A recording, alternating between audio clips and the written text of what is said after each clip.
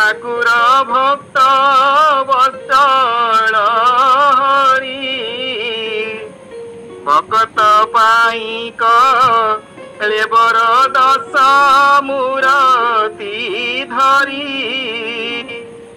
भाव विनोदी ठाकुर भक्त मान दश अवतार नुहे केते केते भगवान अवतार अच्छी नाई आउ जो कथा भागवत पुणी कौन कहले प्रभु कहा अवतार नियंती से सबुरी मूल से गोटे कथा आसो कौन ना भक्त तारी बार आसे ब्रह्म प्रकाशी छंती अंशे निर्गुण आत्मा गुणवंत दास बचल गोपीनाथ निर्गुण होई मध्य से गुण को बहन करि थांती महाप्रभु साकार होई थांती निराकार रु नराकार होई थांती केवल गोटे उद्देश्य जगतर मंगल पाई जो कथा को पुणी भगवत गीता कहले अजो पीसन अव्ययात्मा भूतानाम ईश्वरोऽपि सन्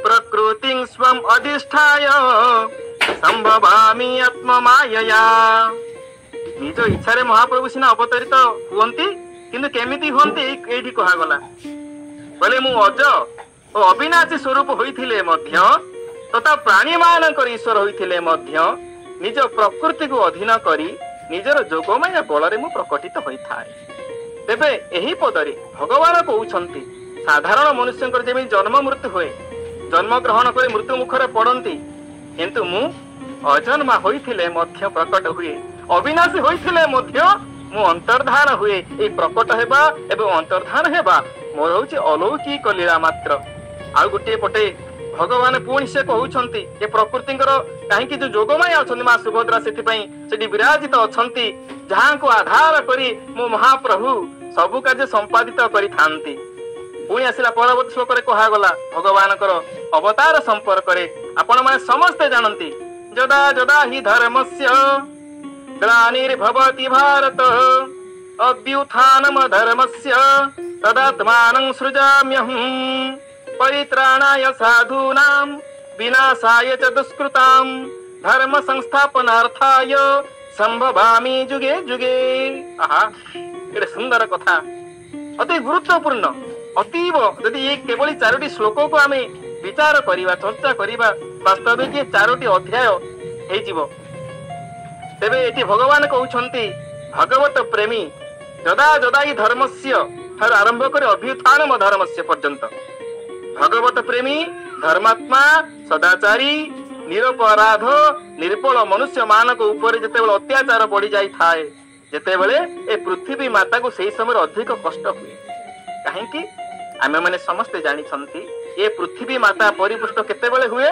ना जेतेबेले एई मर्त्यमंडल रे अधिक मात्रा रे सत्संग करा जाए प्रभुंकर दिव्य नाम गुण करा जाए यज्ञ करा जाए दान पुण्य करा जाए सेतिके बेले केवल पृथ्वी माता नुहंती समस्त देवता माने मध्य एई थारु बल एई थारु सब कुछ से माने शक्ति होई हासिल करि पारि थांती तेबे एटी जेतेबेले निर्बल मनुष्य मानक ऊपरे नास्तिक पापी दुराचारी और बलवान मनुष्य मानकर अत्याचार बढ़ी जाए लोक मानकर अंतर रे सद्गुण एवं सदाचार सबुठारु बड़ कथा होउछि कोन ना सत आचार जो आचार को चारण माने निजर मूल मंत्र बोली स्वीकार करी जगत रे सुस्थता प्रतिष्ठा करिवार संकल्प नै छंती ते जेतेबेले सदाचार स्वल्पता देखा जाए समाज रे ए दुर्गुण दुराचार बढ़ी चले एवं स्वतःप्रभुत भाव में यह होउछि कोन ना ये धर्मर हानि और अधर्म वृद्धिर परिचय एवं जदा जदा पदर अर्थ होउछि कोन ना जेउ जेउ समय रे आवश्यकता पड़े सही समय रे भगवान सही अनुरूप भाव में अवतार धारण करि थांती एठी हमें कहि कहि परिबा नाही एमिति आवश्यकता हिछि हां ने गोटिए जुग रे भगवान अनेक अवतार नै छथि किंतु आमे माने आमर स्वल्प दृष्टि रे संकुचित मन रे आमे कहिदे भगवान एई दृष्टि काई एमिति आसिले एमिति पळेने से मत्स्य अवतार हो कूर्म अवतार हो बराह अवतार हो सेठी भगवान को अल्प समय पे लीला थिला किंतु जेते बेले जुग को जुग अनुमते भावंत सेति भागवत कहिले काहे कि अरे सीए जोठी जेपरी आवश्यकता पड़ी महाप्रभु सबकि करिसंती। आपण इच्छा प्रकाश कले भी जेमिति आमर जल भाग अधिक स्थल भाग कम तथापि आमे माने सुंदर भाव में महाप्रभु आमको रखिंट तेणु विधान रे केही किछि कहि परिबे नाही। प्रभु आपण सृष्टि एते माने को भगवान को सृष्टि रे केही प्रश्नवाची मते उठे परिबे नाही। कि सुंदर हा कि आनंदमय एही विशाल संसार धन्य महाप्रभु महिमा तुम्भर अटे अनंत अपार। तेणु महाप्रभु को जहाँ भी सृष्टि हेछि हेई पारे आमे केतेबेले आम मन रे अनेक प्रश्नवाची आसे। आमे माने एते साधन रे रत आमे माने प्रभुंकर कार्य करूछंती तथापि हमक दुख काहेकि पडुछि। तेणु यही बड़े अनेक अनेक प्रश्न आम मन थाए। तेबे गोटे उदाहरण आसे समुद्र मंथन समय रे भगवान गोटे अजित रूप रे समुद्र मंथन करने संगे संगे कच्छप रूप धरी मंदराचल को धारण करथिले एवं सहस्र बाहु रूपे मंदराचल को ऊपर पुणी चापी रखिथिले। पुनश्च पर पर देवगण को अमृत बांटे पाई मोहिनी रूप धारण कले। तेणु एका सांगे मध्य महाप्रभु अनेक रूप से अवतरित हो पारती। पुणी सत्य त्रेता द्वापर कली ए चारोटी जुग प्रति जदि आमे टिके दृष्टि दबा तेबे एथिरे जणा जाए जे क्रमश धर्म ह्रास पाइछि। जेमिति कि सत्य जुगरे 4 पाद, त्रेता जुगरे 3 पाद, द्वापर रे 2 एवं कली जुगरे मात्र 1 पाद धर्म अछि। तेणु ये होछि जुगर गोटे मर्यादा। सेही दृष्टिकोणरू धर्म अधिक ह्रास होई गले भगवान पुनः तार धर्म को स्थापना उद्देश्य अवतार ग्रहण करती। तेणु ये होछि भगवान कमिटमेंट, भगवान संकल्प। तेणु सृष्टि किए को मार्ग रे गला कौन है से व्यस्त न होई आमे केते करि परिबा, आमे केते साधन करि परिबा, आमे ए जगतर मंगल रे निजर दायित्व बोध निजर कर्तव्य केते संपादन करि परिबा ताहा विचार करिवार विषय। तेबे जेउ जेउ समय धर्म हानि और अधर्म वृद्धि हुए सही समय भगवान अवतार ग्रहण करती एवं धर्म ह्रास अधर्म वृद्धि पाइले लोक मानकर अधर्म रे प्रवृत्ति हुए। पुणी अधर्म रे प्रवृत्ति हेले स्वतः पतन हुए। भगवान जेहेतु भगवान प्रत्येक प्राणी मानकर परम सुहृद परम हितैषी तेणु लोक मान को पतन उन्मुखी हेबारु निवृत्त कराइबा पाई महाप्रभु धारण करते। एमिति अनेक अनेक कारण रही भगवान अवतार नबार। तेबे एबे आमे प्रसंग भीतर को जीवा। भगवान जेतेबेले कृष्णंकर कथा आसिला से समय हेछि कोन जो कथा कहले जेतेबेले ए पृथ्वी माता को कष्ट पड़े जेतेबेले धर्म हानि हुए सेही बोली एक समय आसीछि द्वापर जुगरे कोन हेछि असुर बल पाद भरे भूमि कंपिला थर हरे भारारे चली न पारई अधरु रुधिर बहई दिने कविचारई बसी के मोर शरीर आश्वासी छाड़ीन संसार धारण ब्रह्मारे पशी विसरण। जेतेबेले पृथ्वी माता से समय कौन है लक्ष लक्ष दैत्य कंस आदि अहंकारी राजा मानकर अत्याचार भार रे पृथ्वी माता म्रियमाण हो पड़ी मर्माहत हो पड़ी आ सही पारु नाही। सेही भारु रक्षा पाइबा पाई त्राण पाइबा पाई भूदेवी आदि पितामह ब्रह्मांकर शरण जाइछन्ति। एही कथार एक सुंदर रसकोल्लल काव्य रे दीनकृष्ण दास सुंदर भाव में वर्णना करिछन्ति। कोन कूले भारी होई धरणी सुंदरी विनय होई ब्रह्मांक आगे कहिला कंस पर्वता परे देह होइला अति दुसह कि करिबी एबे कह बोली बोइला कुश केतु शुणी ए कथा कहिले जगन्नाथंकु अबनी व्यथा कुश केतु शुणी ए कथा कहिले जगन्नाथंकु ଅବନି ବ୍ୟଥା। ଯେତେବେଳେ ଗାଈ ରୂପ ଧରି ପୃଥିବୀ ମାତା ଆଖିରୁ ଧାର ଧାର ଲୁହ ବହୁଛି, ମନ ଦୁଃଖିତ, ଦେହ ଶୁଖି ଯାଇଛି, ଅତି କରୁଣ କଣ୍ଠରେ ସିଏ ହମ୍ବାଳୁଥାନ୍ତି। ବ୍ରହ୍ମାଙ୍କ ନିକଟକୁ ଯାଇ ନିଜର ସମସ୍ତ ଦୁଃଖ କାହାଣୀକୁ ବିସ୍ତୃତ ଭାବରେ ବର୍ଣ୍ଣନା କରିଛନ୍ତି। ବ୍ରହ୍ମା ବଡ଼ ସହାନୁଭୂତିର ସହିତ ତାଙ୍କର ଦୁଃଖ କାହାଣୀ ଶୁଣିଛନ୍ତି ଏବଂ ସଙ୍ଗେ ସଙ୍ଗେ ଭଗବାନ ଶଙ୍କର, ସ୍ୱର୍ଗର ଅନ୍ୟାନ୍ୟ ଦେବତା ସମସ୍ତଙ୍କୁ ସାଙ୍ଗରେ ଧରି ଗାଈ ରୂପରେ ଆସିଥିବା ଭୂଦେବୀଙ୍କୁ ସାଥିରେ ନେଇ କ୍ଷୀରସାଗର ନିକଟକୁ ଯାଇଛନ୍ତି। ସେଠି ଯାଇଲେ ଯୋଉ କଥାକୁ ସଂସ୍କୃତ ଭାଗବତ ଶୁଣନ୍ତୁ, କାହିଁକି ଅନେକ ଭ୍ରମାତ୍ମକ ତଥ୍ୟ ଅଛି। ଆମେ ମାନେ ଭାବୁଛନ୍ତି ମହାପ୍ରଭୁ ଜଗନ୍ନାଥ କୃଷ୍ଣଙ୍କର ଅପଡ଼ା ବିଗ୍ରହ। ସର୍ବପ୍ରଥମେ ଗୋଟିଏ ଉଦାହରଣ ଦେଲି ଏଠି ରସକଲ୍ଲୋଳ କାବ୍ୟରେ ଯେତେବେଳେ ଅର୍ଥାତ୍ ଦ୍ୱାପର ଯୁଗରେ ଭଗବାନ କୃଷ୍ଣଙ୍କର ଅବତାରର ପୂର୍ବର ଏ ଘଟଣା ହେଇଛି। ସେମାନେ କାହା ପାଖକୁ ଗଲେ ପ୍ରମାଣ କରୁଛନ୍ତି ଆମ ସଂସ୍କୃତ ଭାଗବତ, ମୂଳ ଭାଗବତ। କଣ କହିଲେ? ତତ୍ର ଗତ୍ୱା ଜଗନ୍ନାଥଂ ଦେବଦେବଂ ବୃଷା କପିଂ ପୁରୁଷଂ ପୁରୁଷ ସୁକ୍ତେନ ଉପତସ୍ତେ ସମାହିତ। ଯେତେବେଳେ ସମସ୍ତେ ଯାଇ ମହାପ୍ରଭୁ କ୍ଷୀରସାଗର ନିକଟରେ ଉପସ୍ଥିତ ହୋଇ ଯେତେବେଳେ ସ୍ତୁତି କରିଛନ୍ତି, ସ୍ତବ କରିଛନ୍ତି, ଆକୁଳ ହୋଇ ନିବେଦନ କରିଛନ୍ତି, କାହାକୁ ନା ମହାପ୍ରଭୁ ଶ୍ରୀ ଜଗନ୍ନାଥଙ୍କୁ। ସଂସ୍କୃତ ଭାଗବତ ପ୍ରମାଣ କଲେ। ଏଠି ରସକଲ୍ଲୋଳ କାବ୍ୟରେ ସେଇ କଥା ଦୀନକୃଷ୍ଣ ଦାସ ମଧ୍ୟ କହୁଛନ୍ତି। ଖାଲି ସେତିକି ନୁହେଁ, ଏହାର ପୂର୍ବକୁ ଯଦି ଆମେ ଚାଲିଯିବା, ସେଠି ପ୍ରଶ୍ନ ଥିଲା କି ପ୍ରୟୋଜନେ ଜଗନ୍ନାଥ ଦେବକୀ ଉଦରୁ ସମ୍ଭୂତ। ତେଣୁ ମହାପ୍ରଭୁ ଜଗନ୍ନାଥଙ୍କର ବିଚିତ୍ର କଥା। ବାସ୍ତବିକ ତାଙ୍କ ଭଳିଆ ଅବତାରୀ ପୁରୁଷ କେତେ କେତେ ଅବତାର ତାଙ୍କରି ଠାରୁ ଉଦ୍ଭବ ହୋଇ ତାଙ୍କରି ଠାରେ ଲୀନ ହୋଇଛନ୍ତି। ନ ହୋଇଥିଲେ ଆଜିର ଯୋଉ ବିଶେଷ ଭାବରେ ନୀତି, ବିଶେଷ ଭାବରେ ଯୋଉ ଉତ୍ସବ ପାଳନ କରାଯାଉଛି ଶ୍ରୀମନ୍ଦିରରେ, ସମସ୍ତ ନୀତି ମହାପ୍ରଭୁଙ୍କର ପାଳନ ହଉଛି। କଣ? ଯୋଉ କଥାକୁ ସୁନ୍ଦର ଭାବରେ ନୀଳାଦ୍ରି ବିଳାସ କାବ୍ୟରେ ମନେ ପଡେ ପୂଜ୍ୟପାଦ ଦଳପତିଙ୍କର ଗୋଟିଏ ପଦ। ଆରେ ଜଗନ୍ନାଥ ଅବତାରୀ ଯେ ଅଟନ୍ତି, ଏଣୁ ଅବତାର ମାନ ସୁଜନେ, ଏଣୁ ଅବତାର ମାନ ଜନମ ଦିବସେ ଶ୍ରୀକ୍ଷେତ୍ରରେ ପାଳନ ବିଧି ବିଧାନ। ଜୟ ଜଗନ୍ନାଥ, ଜୟ ଜଗନ୍ନାଥ, ଜୟ ଜଗନ୍ନାଥ, ଜୟ ଜଗନ୍ନାଥ। ଆହୁରି ସୁନ୍ଦର କହୁଛନ୍ତି। ଏବଂ ମହାପ୍ରଭୁଙ୍କର ଯୋଉ ଇଚ୍ଛା କଥା କହୁଥିଲି, ସେଠି ଗୋଟିଏ ପଦ ରହିଗଲା ଆପଣଙ୍କ ମାନଙ୍କ ପାଇଁ, ଆପଣ ଜାଣି ଆନନ୍ଦିତ ହେବେ। ସେ ପଦ ସେଠି କୁହାଗଲା, ଭଗବାନ କଣ କହୁଛନ୍ତି?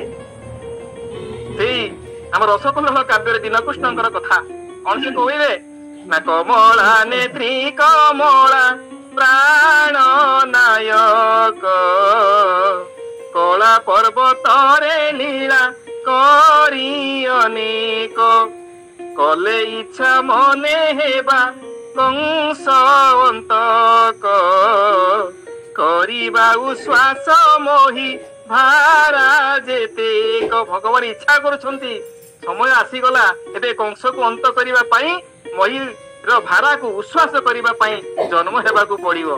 ମହାପ୍ରଭୁ ଇଚ୍ଛା କରୁଛନ୍ତି। କପଟେ ହୋଇବା ବ୍ରଜେ ନନ୍ଦ ବାଳକ, କୌତୁକେ ବୋଲାଇବା ପଶୁ ପାଳକ। ପଶୁ ପାଳକ ବୋଇଲେ କଣ ନା ଗୋପାଳ। ତାହେଲେ କପଟେ ବୋଲାଇବା ବ୍ରଜେ, କପଟେ ହୋଇବା ବ୍ରଜେ ନନ୍ଦ ବାଳକ, ନନ୍ଦ ବାଳଙ୍କ ସହିତ ଆମେ ତାଙ୍କରି ସହିତ ଗୋପାଳ ବାଳକ ଭାବରେ ଖେଳିବା, ଲୀଳା କରିବା। କୌତୁକେ ବୋଲାଇବା, ସମସ୍ତେ ମନା ଗୋପାଳ ବୋଲି ସେଥିପାଇଁ ଭଗବାନଙ୍କୁ କୁହାଯାଏ। କରି ଏ ବିଚାର କଇ ବଲ୍ୟଦାୟକ, କଂସ ଆଦି ମାରିବାକୁ ହେଲେ ଉଚୁକ। ଯେତେବେଳେ ସମୟ ଆସିଛି ଜନ୍ମ ନେବାର, ସେଇ ସମୟରେ ଭଗବାନ ଏଠି କହୁଛନ୍ତି କଣ ନା, ସେ କୈବଲ୍ୟ ନନ୍ଦଦାୟକ କଂସ ଆଦି ରାଜା ମାନଙ୍କୁ ବିନାଶ କରିବା ପାଇଁ ଆଜି ଉତ୍ସୁକତା ଦେଖେଇଛନ୍ତି। କଚ୍ଛପ ମତ୍ସ୍ୟାଦି ଅବତାର ଯେତେକ, କରିବାକୁ ଜାତ ଜଗନ୍ନାଥ ଜନକ। ତେଣୁ ମହାପ୍ରଭୁ ଜଗନ୍ନାଥ ହଉଛନ୍ତି ଜନକ ବା ପିତା। महाप्रभु जगन्नाथ होउछन्ति मूल आद्य तांकरी ठारू समस्त सृष्टि हुअन्ति पुणी अवतार ग्रहण करी जो कथा आवश्यक पड़े से लीला मान संपादन करी पुणी प्रभु ठारे मिसी जाती से तो आमर शास्त्र कहले सर्वदा नीलाद्री स्थिति एथु सकल जात होती तेणु सही न्याय आज महाप्रभु जगन्नाथ को स्तुति करुछन्ति पितामह ब्रह्मादि देवता माने जाई एटी भगवान कौन करुछन्ति अभयवाणी शुणैछन्ति भगवान देवता मानकर मध्य राज देव तत्र गत्वा जगन्नाथं देव देवं वृषा कपिं पुरुषं पुरुष सुक्तेन उपतस्थे समाहितः प्रभु जन करुणा करुणालय सब अंतर्जामी सब किसी जानिला वाला तेणु देवता मानकर मध्य से होउछन आराध्य देव तांको भक्त मानकर सकल अभिलाष पूर्ण करंती एवं सेमानंकर समस्त क्लेश दूर करि दियंती से ही तो एकमात्र जगतर स्वामी तेणु क्षीरसागर तटरे पहुंची ब्रह्मादि देवता माने पुरुष सुक्त द्वारा ये परम पुरुष सर्व अंतर्यामी महाप्रभु जगन्नाथ को स्तुति कले यही परि स्तुति करू करू ब्रह्मा समाधिस्थ हो जाइछन्ति एवं समाधिस्थ अवस्था आकाशवाणी शुणा को पाइले पितामह ब्रह्मा को कहते भगवान कहले हे देवता माने हे ब्रह्मा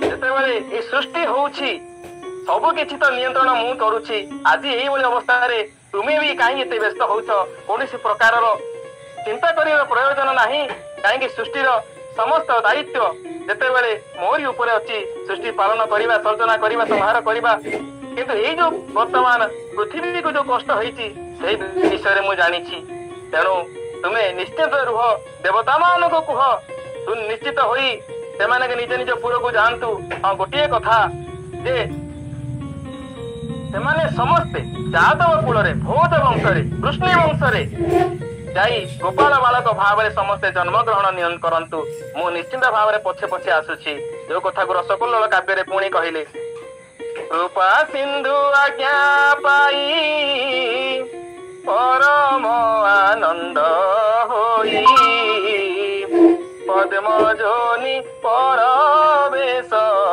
होइले पूरे किछि दिन अन्ते हरि कोटि काम रूप धरी रहिले जाई देवकी देवी गर्भरे केते दिने होइले जात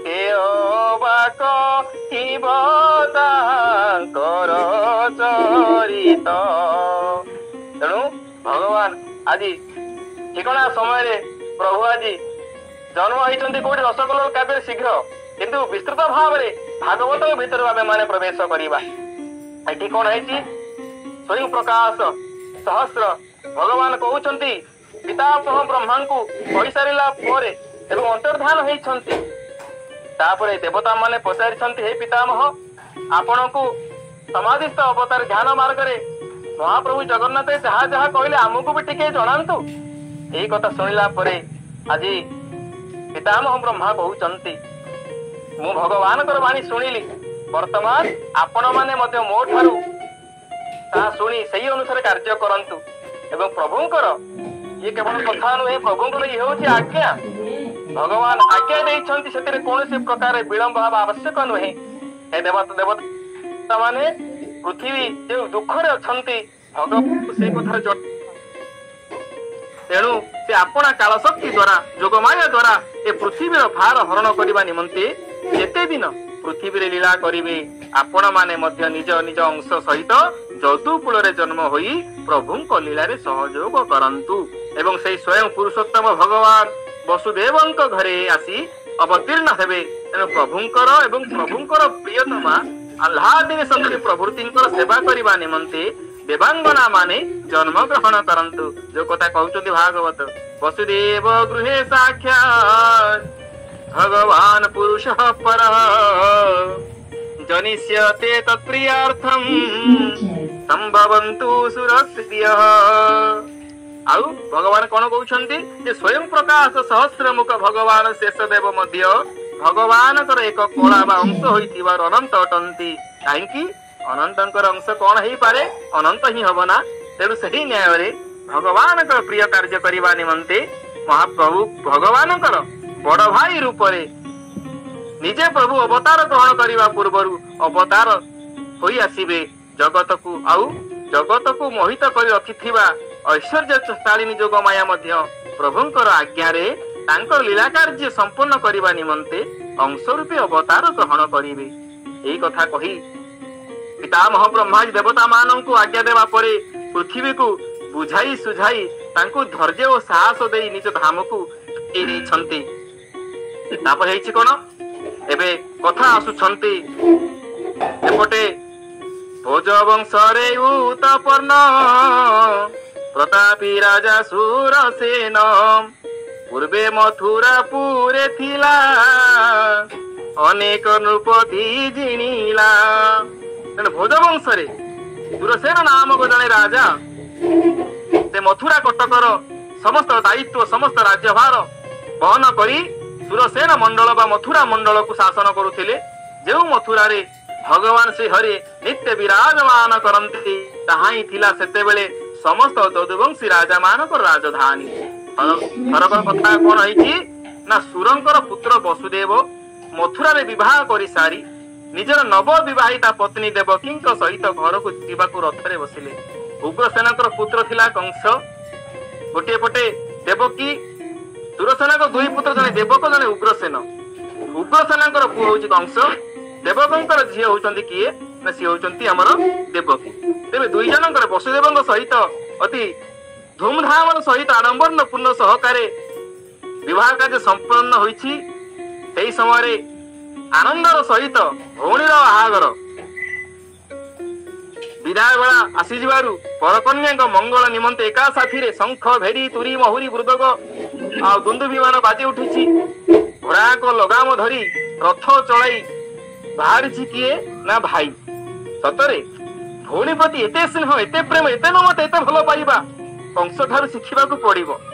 ବର୍ତ୍ତମାନ ଯେଭଳି ଏଇ ପରିସ୍ଥିତି ଆସିଛି ଯେ ମୋ ଭଉଣୀ ବାହାଘର ମୁଁ ତାକୁ ସାରଥି ସାଜି ସେ ରଥକୁ ଆଗକୁ ନେଇଯିବି।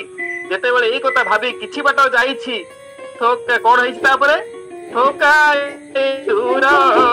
ପଥ ଗଲା ଆକାଶ ଶବଦ ଶୁଭିଲା ତା ଶୁଣି ଚାହିଁଲା ଗଗନେ ଶବଦ ଶୁଭୁ ଅଛି ଶୁନି ଆରେ ରେ ଅସୁର କଂସ ଶୁଣ ନ ଜାଣୁ ଆପଣା ମରଣ ଯାରଥ ବାହୁ ତୁ ସତେ ତୋତେ ମାରିବେ ତାର ସୁତେ ଅଷ୍ଟମ ଗର୍ଭେ ଅବତରି ମଇ ରଖିବେ ତୋତେ ମାରି।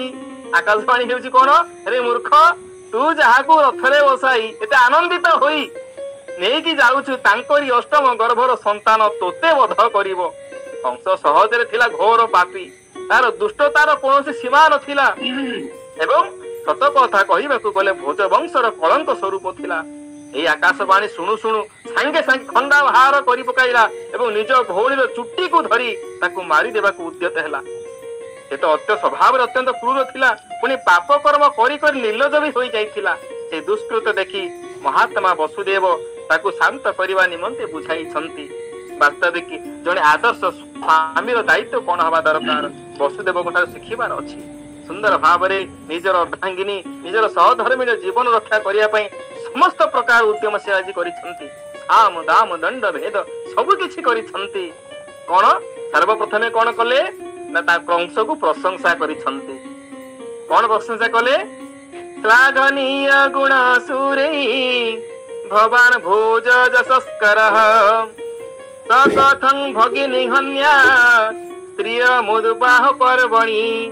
ବସୁଦେବ କହୁଛନ୍ତି, ହେ ରାଜକୁମାର, ଆପଣ ଭୋଜ ବଂଶରେ ଜନ୍ମ ହୋଇଥିବାରୁ ସେଇ ବଂଶର ବଂଶଧର ଏଇ କୁଳର କୀର୍ତ୍ତିବର୍ଦ୍ଧନକାରୀ ବଡ ବଡ ବୀର ଆଉ ଆପଣଙ୍କର ଏଇ ଗୁଣର ପ୍ରଶଂସା କରନ୍ତି। ଦେଖନ୍ତୁ ଇଏ ତ ସହଜ ଜାତି, ଦ୍ୱିତୀୟରେ ଇଏ ଆପଣ ଭଉଣୀ ଏବଂ ତୃତୀୟରେ ଆଜି ହେଉଛି ଏହାଙ୍କର ବିବାହର ଶୁଭ ଦିବସ।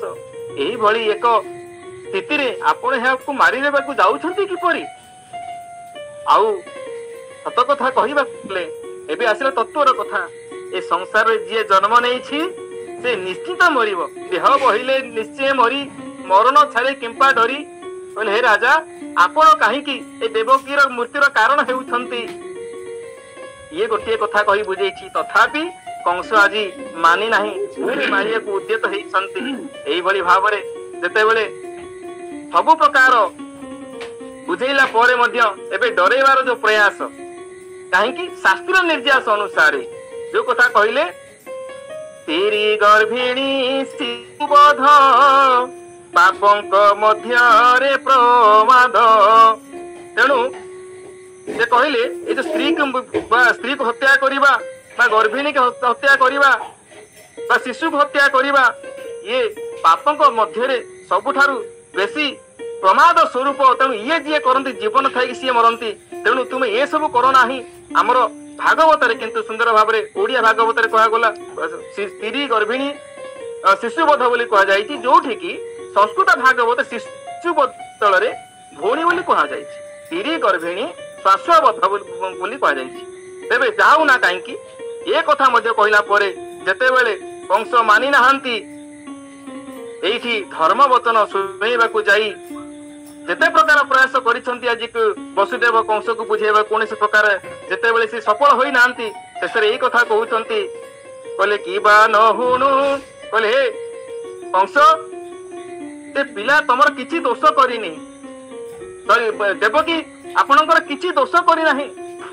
ଯାହା ଆକାଶବାଣୀ କହିଲା, ଏହାର ଅଷ୍ଟମ ଗର୍ଭ ହିଁ ଆପଣଙ୍କର ମୃତ୍ୟୁର କାରଣ ହେବ। ତେବେ ସେ ଆକାଶବାଣୀ ଅନୁସାରେ ମୁଁ ଆଜି ତ୍ରିବାର ସତ୍ୟ କରି କହୁଛି, ଏ 10 ଦିଗ ବଳ ସାକ୍ଷୀ ଅଛନ୍ତି। ଦେବକୀ ଯେତେ ଶିଶୁ ପ୍ରସବ କରିବ, ମୁଁ ସମସ୍ତ ଶିଶୁ ଆପଣଙ୍କ ନିକଟରେ ସମର୍ପଣ କରିବି। ଏଇ କଥା ଯେତେବେଳେ ସେ କହିଛନ୍ତି, ଏ ଶିଶୁ ଯେତେ ପ୍ରସବିବ ତୋର ନିକଟେ ଦେବ ସର୍ବ, ତୁ ସର୍ବ ପୁରୁଷ ମହତ, ଏ ମୋର 3 ବାର ସତ୍ୟ। ଏହିପରି ବିଚାର କରି ଆଜି ଯେତେବେଳେ ସତ୍ୟ କଥା କହିଦେଇଛନ୍ତି, ସତ୍ୟ 3 ଥର ସତ୍ୟ କରିଛନ୍ତି, ଏତିକି କଥା ଶ୍ରବଣ କଲା ପରେ ଆଜି କଂସ ରାଜି ହେଇଛି। ତାପରେ ହେଇଛି କଣ, ମନେ ମନେ ହଉଛନ୍ତି, ଭାଳୁଛନ୍ତି, ବସୁଦେବ କଥା ତ ଦେଇଦେଲି, ଏହାକୁ ସମ୍ପାଦନ କିଭଳି ଭାବରେ କରିବି? ସେ ଯାହୁ ନା କାହିଁକି, ପ୍ରଭୁଙ୍କର ଇଚ୍ଛା, ପ୍ରଭୁଙ୍କର ମାୟା, ଏ ସଂସାରର ସେ ଯେଭଳି ଭାବରେ ରଚନା କରିଛନ୍ତି ସେହି ଅନୁସାରେ ସବୁ କଥା ତ ଆମକୁ ମାନିବାକୁ ପଡିବ। ତେବେ ବିଚାର କରୁଛି, ଆଜି ଏମିତି ବି ହେଇପାରେ ଯେତେବେଳେ ଏ ସୁତ ନ ହଉଣୁ କଂସ ବି ମରିଯାଇପାରେ, କି ଏମିତି ବି ହେଇପାରେ କି ମୋ ସୁତ ହିଁ କଂସର ମୃତ୍ୟୁର କାରଣ ହେଇପାରେ, ଯାହା ଆକାଶବାଣୀ କହିଲା। ତେବେ ପରବର୍ତ୍ତୀ ପର୍ଯ୍ୟାୟରେ ହେଇଛି କଣ ନା, କେତେ ହେ ଦିନ ତହିଁ ଗଲା, ଦେବକୀ ଗର୍ଭ ଉପୁଜିଲା, ବରଷ ବରଷକେ ସୁତ ହୋଇଲେ ଏକ ଦୁହିତ। ଏମିତି ପ୍ରଥମେ ହୋଇଲା ତ ନଏ, ରୂପେ ଶୋଭିତ କାମ ନୁହେଁ, ସୁତକୁ ଦେଖି ବସୁଦେବ ବିକଳେ ଚିନ୍ତ ମାଧବ।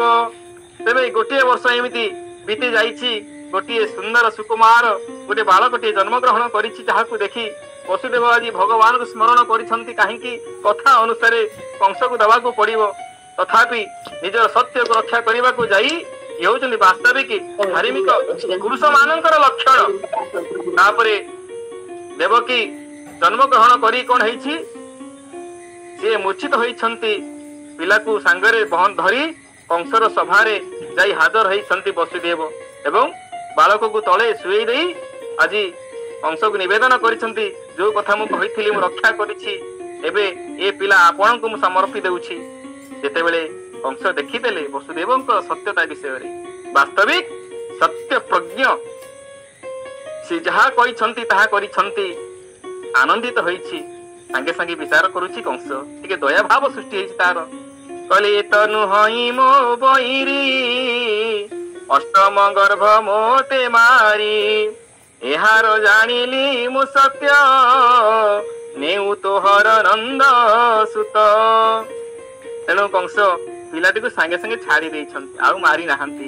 ହସି ବସୁଦେବକୁ ଚାହିଁ କହି ବିଶ୍ୱାସ କରାଇ, ଏବେ ଜାଣିଲି ତୋର ସତ୍ୟ, नियत हर निज सुत सांगे वसुदेव किंतु आश्चर्य होउछि वसुदेव सहजरे विश्वास करि पारु नाहंती कंस भलिया क्रोधी कंस भलिया राक्षस दुष्ट दानव दुराचारी सीए पुणी आज मो पुओ को न मारी छाड़ी देछि निजक विश्वास करि पारुनी तथापि भगवान इच्छा ईश्वर इच्छा बड़ी असी हरि विहान कले जहा अवश्य भुंजीब ही ताहा जा भगवान इच्छा प्रभु जा इच्छा प्रकाश करिसंती ताहा ही हबो एथिरे किछि जाय आसे नाही एथिरे किछि परिवर्तन हवार नाही काहेकि ईश्वर सर्वशक्तिमान तेणु से सब किछि करि पारंती किंतु मन भितर तांकर शंका रहिछि एक अंश को विश्वास नाही से केतेबेले भी तार निष्पत्ति बदलै नहीं पारे तार संकल्प बदलै नहीं पारे एई कथा को भाबी कि से आसीछि पुत्र को देवकी पाखक आनिक आसी से समय केतेबेले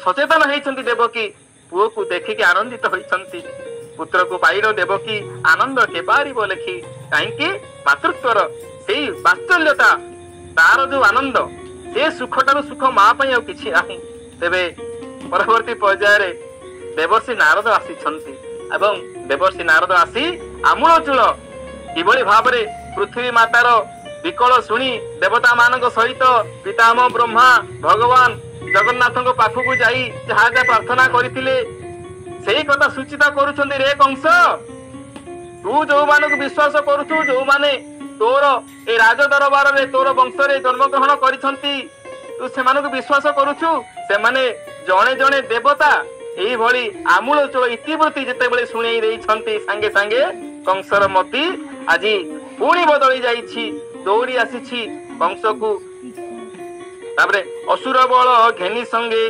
धाइला पव नहु बेगे देवकी निकटे मिलिला कोपे अधर कामुड़िला सांगे सांगे कौन करिछि देवकी को पाखक आसी वसुदेव पाखक आसी सांगे सांगे वसुदेव को इना से तारणा करुछंती तुषान भगी निमोहर मोर मरणे तो विचार मुया जानी बिके मन्ते भिणई बोली गली प्रते तमे माने एते सब कारनामा करिछ एते सब षडयंत्र करिछ मु जानी नाही नाई नाही सांगे सांगे कोन करिछि देवकी वसुदेव को आनी तांकर पाद तांकर गोड़ को बांधी तांकर हाथ को बांधी कोन करिछि माडो मारिछि आउ ए पिले से छोटिया जो शिशु तार बेन दुई चरण को धरी दुई पाद को धरी बुलाई ताको शिला ऊपर कचाड़ी की मारी देछि आउ एटी वसुदेव और देवकी पई 100 प्रहरी जगई समस्त को कौन करिछि ना तागिद करिछि जिए एमान को ठिकड़ा भाव रे तुमे जगी की रुह जिए मो कार्य रे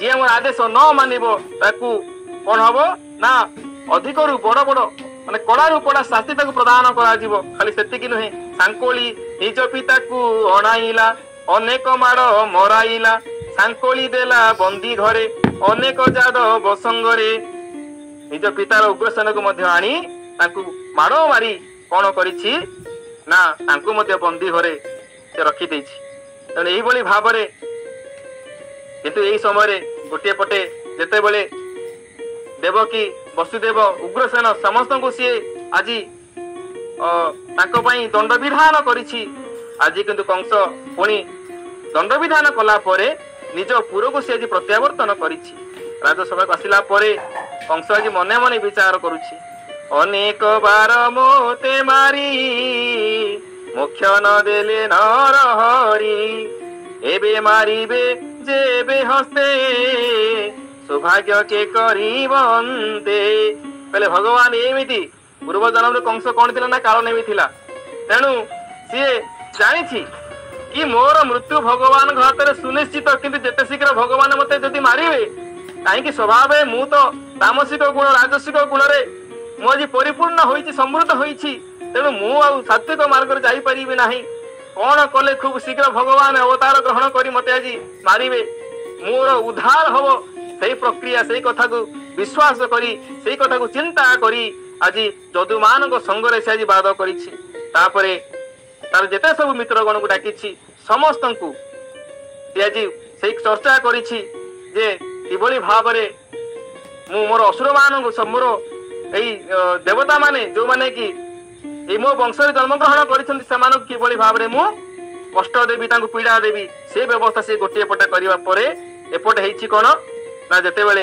एमिति छटी एमंते बरसे बरस सपुत्र कंस कला नाश कहू देव किर शोक निशी दिवसे महादुख कष्ट कष्ट बढ़ी चली कंस गोटे पर गोटे 6 पुत्र एमती मारी देछि देवकींकर तापरे आउ सर्ज करि पाहु नांती माता देवकी देखण देवकी विकल सदय हेले आदि मूल अनंत रूप धरि हरि देवकी गर्भे अवतरी भगवान कौन कले अनंत रूप धरी देवकी गर्भरे अवतरित होइछंती बलभद्र रूप तापरे जेतेबेले रूप को देखी देइछंती एवं गर्भर कष्ट को आज देवकी देखिकी अति पीड़ा पाइछंती काहेकि एई भली भाबरे जन्म करुछंती पिला मानक अंश मारी दउछि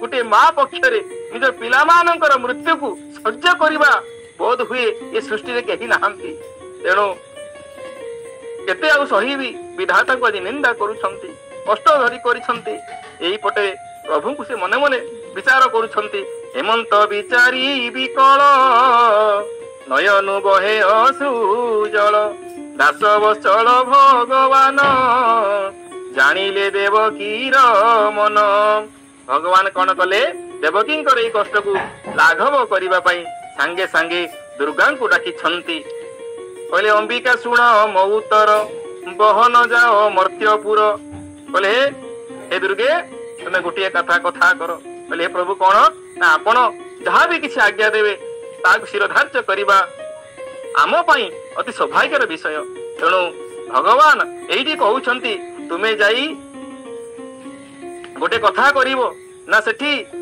नंदंग पाखरे रोहिणी अछंती देवकी देवी निद्रा काले गर्भ हरिबु जोग बळे रोहिणी गर्भे था थोई मिलिबु नंद घरे जाई वर्तमान मो देवकी जो गर्भ अछंती ताकू सेठू तुमे नेई रोहिणी का गर्भ रे स्थापन करिवो आउ तुमे जन्मीबु जशोदा उदरे मु पुणी जीवी मंच पुरे देवकी गर्भे हे विजात मते घेनी न जीवे तात कहले एई कथा तुमर कर्म जशोदा उदर रे तुमे जन्म ग्रहण करिवो ता परे परे मु निश्चित भाव रे मंचपुर रे अवतीर्ण हेबी देवकी गर्भ रे एई कथा कहिला परे भगवान हेमंत कंसर मरण हसी कहंती नारायण भगवान एई कथा जेते बेले कहिसंती सांगे सांगे आ गोटे कथा कहले हेमा तुमर एई जो कार्य तमे करिवो मोर एई जो सुंदर जन अवतार प्रसंग रे तुमर जो भूमिका रहिबो सेथि पई मंचे होइबु तू जे जात जगते होइबु विख्यात अनेक नाम रे अनेक भाव रे तुमे पूजा पाइबो भक्तन को होइबु प्रसन्न अनेक हेबो तोर नाम जया विजया भद्रा काली मंगला चंडिका कंकाली दुर्गा अंबिका नारायणी एकु अनेक नाम भणी ग्राम ग्राम रे करी स्थान पूजन्ते होइबु प्रसन्न हे दुर्गे तुमे एई कथा कर तुमे यथाशीघ्र जाई देवकींकर एई कष्ट को तुमे लाघव कर तेणु आदि माता कौन करुछंती देवकींकर एई कष्ट को ए दुरावस्था को फेरिबा पई समस्त प्रकार व्यवस्था से आज करुछंती देवकी गर्भुता आनिबु रोहिणी गर्भरे थोइबु ताहार नाम संकर्षण लोकरे होइब बरण आउ बळे नहिबे के हिसाब नाम होइब बल राम एई भली कही महामाई अति आनंदिता होई हरिंकर आज्ञा घेनी मथुरा तेणु ताकू मारिदेवा क्षणी मोर सबु कीर्ति लक्ष्मी आयु नष्ट होइजिवो जेतेबेले एई कथा वसुदेव बुझौथिले सेई समय से बुझु नथिले आज जेतेबेले भगवान देवकी गर्भरे विराजमान करिसंती सेई कथा को देखी प्रभुंकर सान्निध्य रे आज ता मनरे सात्विक भावना जागृत होइछि तापरे हेछि कोन तेबे आउ तांकु न मारी से कोन करिसंती एथर से बसिबा उठिबा खाइबा पीबा सोइबा चालिबा बुलिबा सब बेले केवल भगवान चिंता रे से आज बुड़ी रहिला से जेउ आडू की भी चाहिला सब बड़े ताको हरि ही देखा गले एई परि भाव रे ताको सारा जगत श्री कृष्णमय हरिमय देखा गला तेबे सुकमुनि कहउछंती हे परीक्षित देवकी गर्भरे भगवान विराजमान कलेनी जानी भगवान शिव और ब्रह्मा कंसर बंदीशाला को सी आज प्रवेश बंदीशाला को आसी आज भगवान दिव्य स्तुति करुछंती। समस्त अनुचर वर्ग समस्त देवता नारदादि ऋषि समस्त आसी आसी एवं भगवान को दिव्य स्तुति करुछंती। कौन ना सत्यव्रतं सत्य परं त्रिसत्यं सत्यस्य जोनि निहितं च सत्ये सत्यस्य सत्यं मृत सत्य नेत्रं सत्यात्मकं त्वं शरणं प्रपन्ना। हे प्रभु आपण हेउछन्ति सत्य संकल्प। सत्य हेउछि आपण को पाइबार श्रेष्ठ उपाय। ए सृष्टिर पूर्वरु प्रलय परे एवं संसार स्थिति काल रे प्रत्येक असत्य अवस्था मध्य आपण ही सत्य रूपे विद्यमान। से भूमि जल तेज वायु आकाश ए पांचटी दृश्यमान सत्यर आपण हेउछन्ति कारण। आपण हेउछन् साक्षात सत्य स्वरूप। आम्भे माने आपण को शरण को आसीछु। एही परि भाबरे दिव्य स्तुति करी देवता माने जाइछन्ति। परवर्ती पर्याय रे देवकी को मध्य लक्ष्य करी आज देवकी को मध्य लक्ष्य करी जेतु भगवान तांका गर्भरे विराजमान करी अछन्ति। सेही दृष्टिरु माँ देवकी को सुंदर भाव रे कहउछन् हे माता यह तो अत्यंत सौभाग्यर कथा जे आमे समस्तंकर कल्याण करबा निमंते स्वयं भगवान पुरुषोत्तम निजर ज्ञान बल आदि समस्त अंश धारण करी आपण को गर्भ को आसी छंती। एथर आपण कंस को आउ टिके भी भय करंतु नाही। तार काल पुरी आसिलानी एवं आपणकर पुत्र ददुवंश को रक्षा करिवे। एही परि भाव रे ब्रह्मादि देवगण भगवान को स्तुति करी भगवान रूप यही परी बोली निश्चित रूपे तो कहीं कहि परिबे नाही। तेरे निज निजर मत अनुसार से स्तुति करिछंती तांकर वंदना करिछंती। यदि आमे एही कथा कहिबा गोटे कथा मने पड़े प्रभुंकर जेतेबेले गोटे विशेष वंदापना हुए श्रीक्षेत्र श्रीमंदिर रे देवता माने जो वंदना करथिले स्तुति करथिले तार निश्चित भाव एही प्रमाण करूछि। ये निश्चित भाव भगवानकर गोटे अधिक गर्भोदक वंदापना जोटा करा जाए देवता मानक स्तुति उद्देश्य रे निश्चित भाव तेबे परवर्ती पर्याय रे सर्वगुण संपन्न सुंदर से समय आसीछि। से दिन रोहिणी नक्षत्र होई थाए। आकाश रे सकल नक्षत्र ग्रह और तारा और शांत सौम्य स्थिति रे थांती एवं दिगमाने स्वच्छ और प्रसन्न निर्मल आकाश रे झटकु थांती तारागण नगर मंगलमय वातावरण खेली जाई थाए। नदी मानकर जल निर्मल होई जाई थाए। रात्रि काल रे मध्य सरोवर रे हसी उठुଥାଏ राशि राशि पदम। ये सुंदर भाव रे दिव्य साहित्य रे मध्य वर्णना करा जायछि प्रभुंकर ए जन्म प्रसंग। वनर पुष्प मानकरे नदी होई जायछि नाना रंगर पुष्पराजी। सेतेबेले परम पवित्र शीतल मद सुगंध वायु लोक मान स्पर्श करी प्रवाहित होई सुख दान करूछि। ब्राह्मण माने तर अग्निहोत्र अग्नि केबे तो लिभे नाही किंतु कंसर अत्याचार से लिभि जाइथिबा अग्नि मध्य आज पुणी थरे झलसी उठी स्वतः जली उठी। साधु सन्त माने मूल जहा चाहूले असुर मान वृद्धि न हो तेणु वर्तमान से मन स्वतःप्रवृत्त भाव प्रसन्न हो उठी। प्रभुंकर आविर्भाव समय आसी जिबारु स्वर्ग रे देवता मानकर दुंदुभी स्वतःप्रवृत्त भाव बाजी उठी। किन्नर चारण गंधर्व समस्ते मधुर स्वर रे गाइबाकु लागि छंती। सिद्ध चारण माने प्रभुंकर मंगलमय गुणगान करिबा आरंभ करि देई छंती। विद्याधर माने अप्सरी मानक सहित नाचिबाकु लागि छंती। बड़ बड़ देवता ऋषि मुनि आनंद रे पुष्पवृष्टि करू छंती। जलपूर्ण मेघ माने समुद्र निकट को जाई धीरे धीरे गर्जन करिबाकु लागि छंती। आउ जन्म मृत्यु चक्ररु उद्धार करुथुबा जनार्दन जगन्नाथंकर अवतार से समयटी थिला कोन ना निशिथ रात्रि। चतुर्दिगरे अंधकार राजत्व करुछि। सेतिकी बेले समस्त हृदय निवासी भगवान विष्णु देवरूपिणी देवकींक गर्भरु प्रकट हेले देखि मन हेला सते जेपरि पूर्व दिगरे 16 कर्णा 16 कला पूर्ण चंद्र आदि उदय हेचंती। निशिथे तमद्भूते निशिथे तम उद्भूते जायमाने जनार्दने देवक्यां देवरूपिण्यां विष्णु सर्व गुहाशय आविरासि यथा प्राच्यां दिसिंदूरिव पुष्कलः। वसुदेव तांको सम्मुख रे एक अद्भुत बालक को देखिबा को पाइछंती। देखिले तार नेत्र कमल तुल्य कोमल विशाल तारी सुंदर भुजरे शंख चक्र गदा पद्म स्वभाव स्थल रे स्वभाव बहुत शिवस्व चिन्ह এই ସୁନ୍ଦର ସୁବର୍ଣ୍ଣମୟ ରେଖା ହୋଇ ଗଳ ଝଲସି ଉଠୁଛି କୌସ୍ତୁଭମଣି। ତେବେ এই ଦିବ୍ୟ ରୂପକୁ ଦେଖି ସ୍ତୁତି କରିଛନ୍ତି ବସୁଦେବ। ପରବର୍ତ୍ତୀ ପର୍ଯ୍ୟାୟରେ ଦେବକୀ ରାଣୀ ଉଠି ମଧ୍ୟ ଦେଖିଛନ୍ତି, ଦେବକୀ ମଧ୍ୟ ସ୍ତୁତି କରିଛନ୍ତି।